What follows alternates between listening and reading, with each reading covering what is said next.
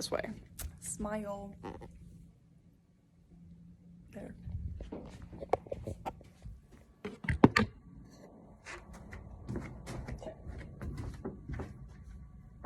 Okay.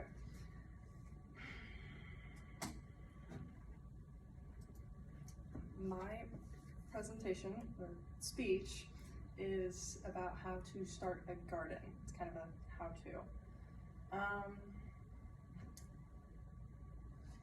So yeah, having a garden could save your life.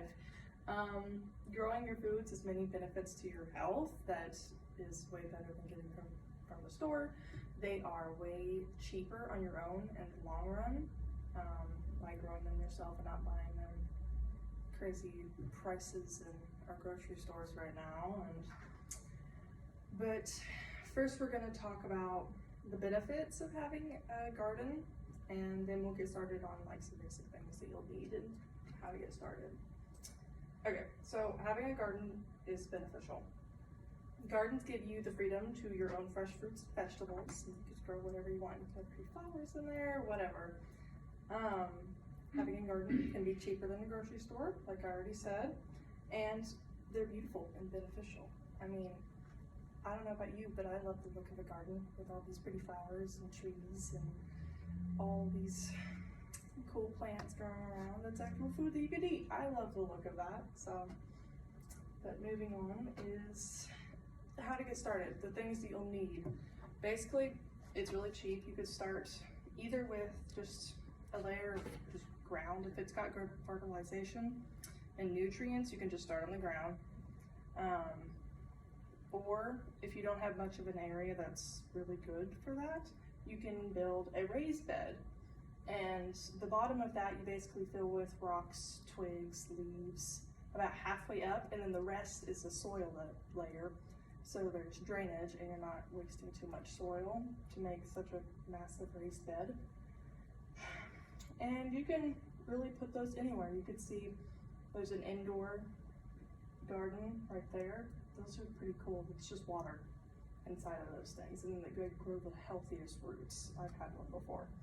But you can just get started with some inexpensive things, some dirt, a little raised bed, and get some fertilizer and buy some seeds. You can buy seeds from anywhere, from Walmart, honestly. But that's really all you need to get started, and make sure that you do your research on every single seed, just to make sure that you're planting the right kind for the certain area that you live in and stuff like that. But you need research on all for like what time of year, when to, how long, the spacing of the seeds, etc. Basically, just to get started is do your research, set up your raised bed with the rocks, the twigs, the leaves, the soil, fertilizer, and